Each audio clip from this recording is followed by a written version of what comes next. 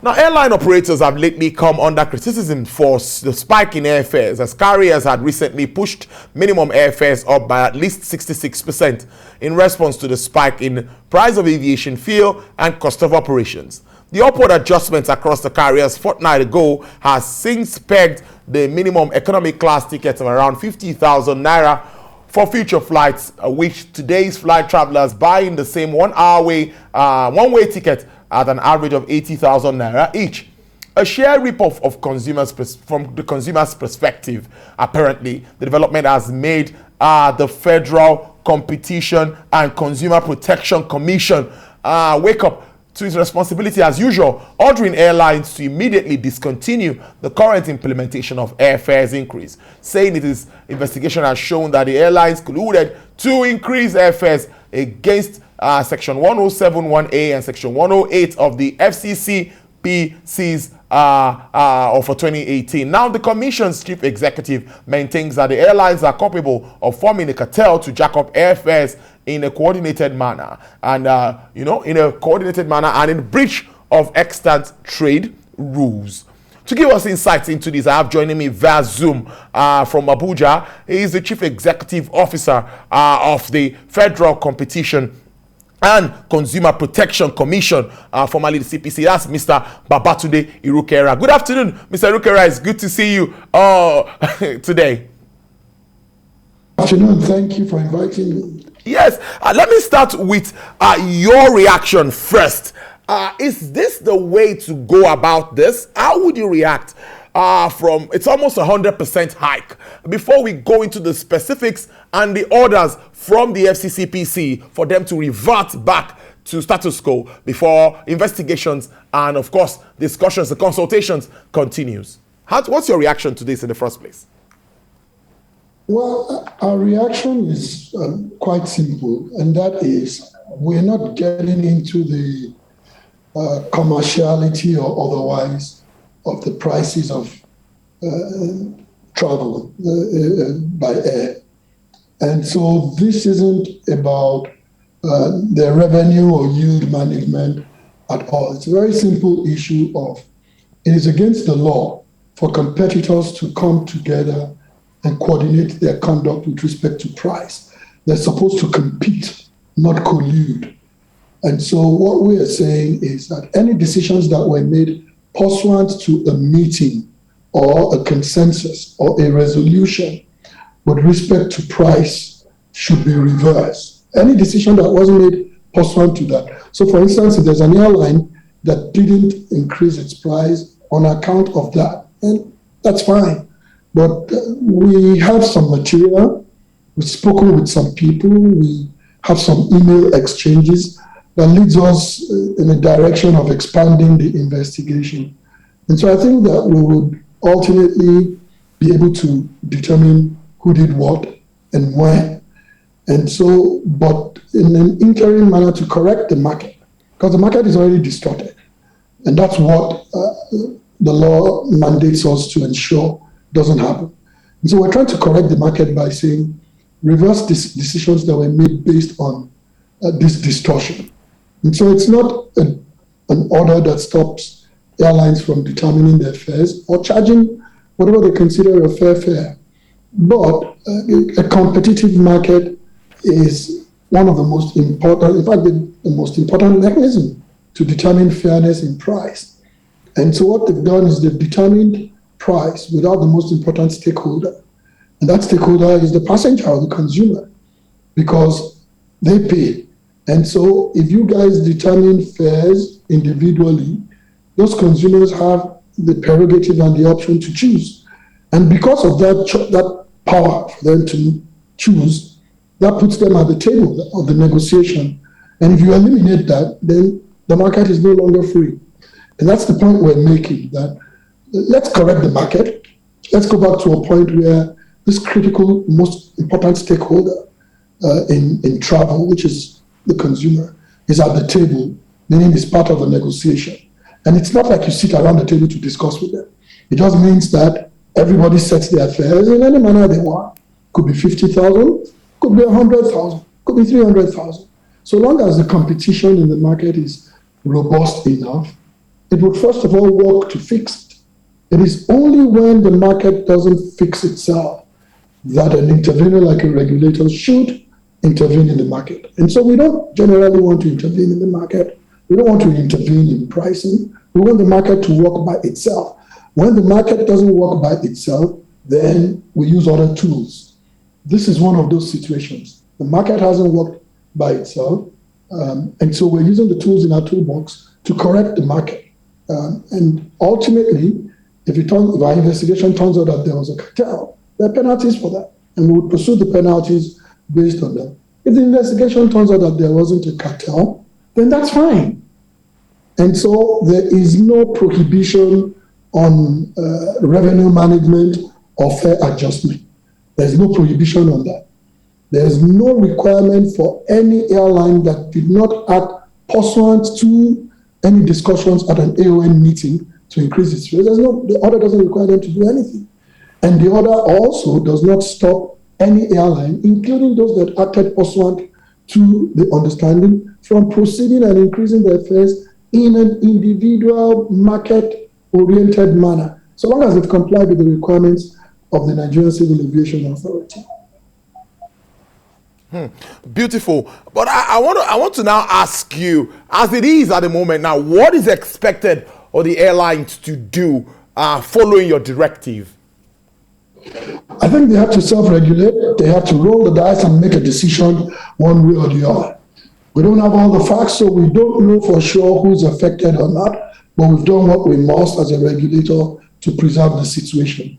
And so I would expect any airline that knows that based on the discussions or the arrangement at association level, they moved and they changed the fare. I think the transparent and quite frankly the safe thing to do is for them to reverse that decision, and if they want to pursue a fare increase, to go pursue that in accordance with the market forces and the aviation regulators' oversight, whatever that is. And but for those who proceeded based on the implicated discussion, if they obey the order now, it will be a mitigating factor. If ultimately it is determined that there was a cartel and they were part of the cartel. And a mitigating factor is very important in deciding where on the spectrum of penalties an airline or a business would fall. Now, for those who proceeded and participated and changed their fares based on those discussions, who choose not to obey the order, there are consequences for failure to obey an order. And then there are additional consequences when ultimately the underlying issue, which is collusion, is determined. If it turns out that it is determined and that airline was part of the collusion, then the fact that they failed to obey the order and take quick corrective and remedial measures pursuant to an order of the FCCPC would become an aggravating factor in deciding what the penalty should be. And so, with the right legal counsel, what the airlines who received this order, which is all of them, are confronted with is a choice. Let me before I go to my next question, but I want to ask that in reality, we see what is happening to the price of aviation fuel. We see that the maintenance by these airlines are also done with Forex, and we know what's happening with foreign exchange at the moment. Some of these things are real. We can see it, even with PMS at the moment. So some of these things seem to be. So does it mean that at the end of the day, possibly there could be an increase, but maybe not just 100%?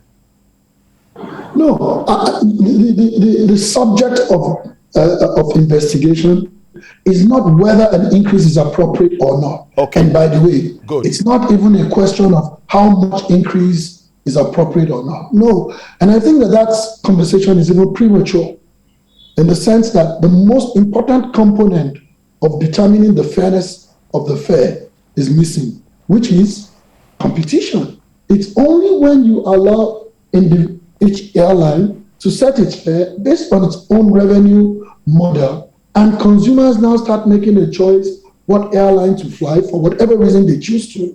That's only then can you even begin to speak about the modicum of fairness. 50,000 naira per sector is to some extent arbitrary. And I can answer, and they might challenge that and say it's not arbitrary in the sense that we know what the cost of everything is, but it's arbitrary in the sense that there are certain input costs that might be uniform, but there are many input costs that are not uniform. For instance, ground handling. The ground handling is even different depending on the equipment. It will not be the same thing to provide a gate to a Boeing 747 as it would be to provide a gate to an Embraer ARJ 145. The cost is different. And so if you operate a different equipment, you take a different number of passengers based on the same route, you consume different amount of jet fuel, the number of people, the number of accepted crew on board on board each flight is different based on the equipment. The compensation for the pilots and the employees of each company is completely different. And so you've got all these input costs that are different. And so every business should determine its own model, what its accepted margins are, and proceed in that line. And other businesses who are in that space will determine the same thing, and then they compete for the custom of consumers. That is the number one device for ensuring that prices are fair. And so it might very well be that even the arbitrarily set 50,000 may be even low compared to the cost of one of the operators, but it may be high compared to the cost of the other. And I said to someone earlier today that even for the purpose of promoting safety, so imagine if I cannot operate safely unless I am charging 65,000 naira and the association benchmarks at 50,000 naira. I'm jeopardizing safety.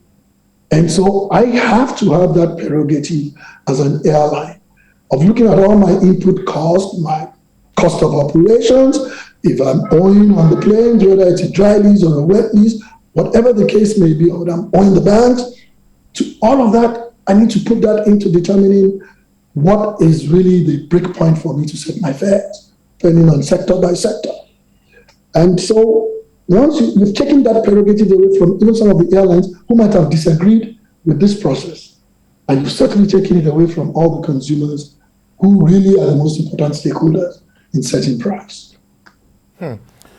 Talking price, let me take you, at least get your comments too. We'll talk about PMS. We know we talked about this the last time you were on the show, EVC. And many are saying that, even the marketers are saying that landing cost at the moment is very much on the high side. Why I don't want to quote particular figures. And they are saying that many of them, before they buy, before it gets to the station, selling at 165 naira seems not to be feasible. And many that are selling at that price might be into sharp practices. How are you looking at all of these issues?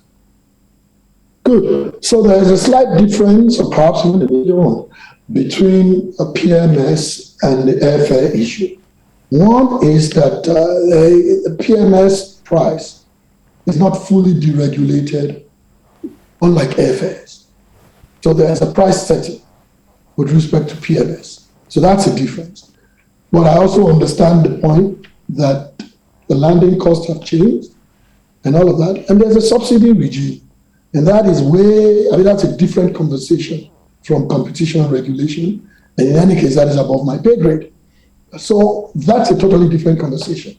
But with respect to the sharp practices, there is a task force right now that is made up of the midstream and downstream regulatory authority, the FCCPC, SON, DSS, police, NNPC, and a bunch of others who are escorting even tankers and trying to make sure that the distribution lines are open and the integrity remains inviolate. And what we're also seeing is that some of the retailers themselves are conserving or hoarding, for want of better language, and not selling during the day when they could be subject to some oversight, and then selling at night because they can sell at higher prices. And so we're moving into late surveillance to make sure that that is not happening. I'm convinced from all the information that I hear, both from operators and the regulator, that there is sufficient PMS, but we just need a little more time for eliminating the constriction that was created by the off-spec containment process. And so I understand that in a matter of days, things should ease up even much more. So finally, I would ask now, what will you be telling Nigerians? Because you are the Consumer Protection Agency and everybody wants to hear from you, because many of us have flights to book and we are waiting to see if something would happen anytime soon. I think one of the most important thing is that in these conversations that are really the rubric or the core of our work, the consumers' voices are the most important. They can hold the businesses accountable, and they can hold the regulators accountable. And so they must continue to speak. They must reject what they think is inappropriate, and they must demand what they think is their rights and insist. And many businesses are actually very sensitive, far more sensitive to how their customers feel than how some regulator or some fellow named Irukera feels. So I think that they're an important stakeholder, and perhaps the most powerful tool for even our regulatory work. And so it's important that they speak up.